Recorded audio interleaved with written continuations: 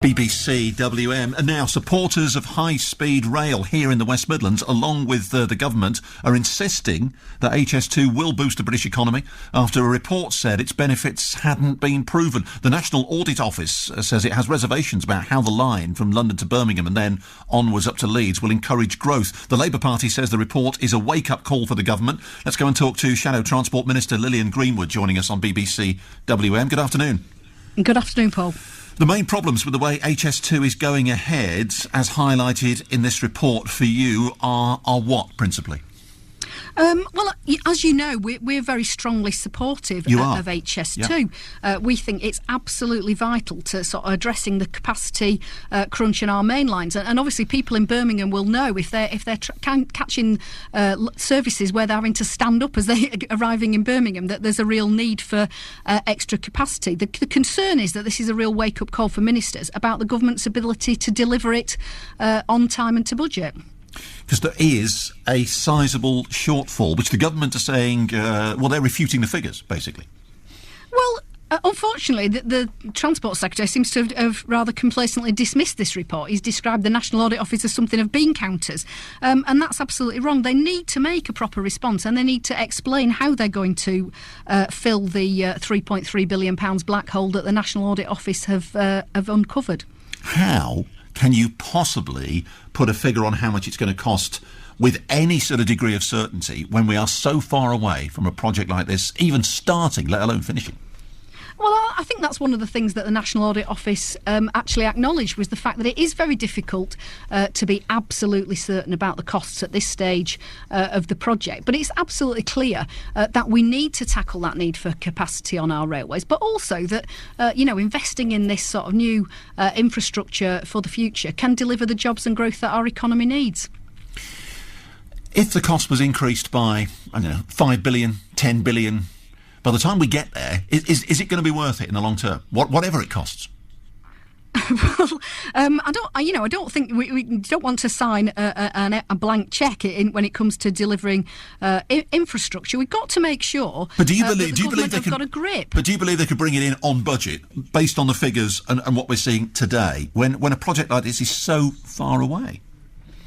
Well, it's very difficult when you're planning long-term projects because you can't control all the variables. But what the government ministers do have to demonstrate is that they've got a grip and they've got the strong management that they need in place. And unfortunately, what the National Audit Office report says is that they haven't got all the things in place that they need to successfully deliver a programme of this sort. And in particular, they've expressed concern about the government's ability to meet the timetable that they've set out. The government have got to set out how they're going to meet the challenges that the National Audit Office have identified. Yeah, because they're saying the timetable for delivering the legislation necessary, it's hopelessly unrealistic. So, again, the cost and when it's going to be done and when it's going to be ready and when it's going to be used by the great British public, it's still up in the air then, is it? You know, we set out plans for High Speed 2 in 2009. We could and should have had legislation earlier in this Parliament. We've been through three Secretaries of State for Transport and we're 3 years further on, but not much progress has been made. And of course, we had the collapse of franchising on the collapse of the whole franchising system after the disaster on the West Coast main line. So there are real questions about the department's competence, but also about the priorities. They're pressing ahead with costly and unnecessary privatisation of the East Coast. Really, they should be focused on delivering HS2. So what would you do differently? What changes would you make to the whole structure, the process now, if you were in control?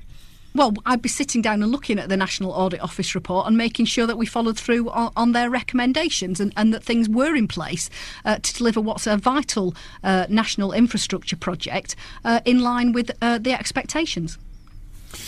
So the National Audit Office need to be taken more seriously, in your view? They absolutely need to be taken seriously. This is a really important project. We know that it's important and we want to see it delivered, but we need to listen to those concerns and to make sure that they're properly addressed. Are the government doing enough as far as people living close to HS2 and the amount of compensation? Because a lot of people are still seriously concerned that the parameters are just too narrow in terms of who's going to get what there. Yeah, that certainly is an issue that's been raised with us, and as you know, the government lost one of their judicial reviews around compensation, so that's something that they're going to have to address. Transport Minister, Shadow Transport Minister Lilian Greenwood joining us on the show. Thanks for your time. Ian Waddell joining me. He's chair of the Middleton Action Group. Middleton is a village close to Tamworth that is going to be seriously affected. Ian, good evening to you. Hello there. Lilian Greenwood, talking to Lilian a few minutes ago, Shadow Transport Minister, saying that the government, the coalition, just not taking the National Audit Report seriously enough. I totally agree. The problem with this project, of course, is that it was initially appeared very attractive. It was dreamt up on the back of an envelope, and then people subsequently have been continually trying to cobble together figures to justify the thing. I mean, this is the Department for Transport's about third time they've produced a different business case. Well, I don't think it was cobbled together on the back of an envelope. It has to be a little bit more scientific than that, doesn't it? Well, it wasn't. It was a sexy, high-tech concept which politicians latched onto and then asked the civil servants to justify.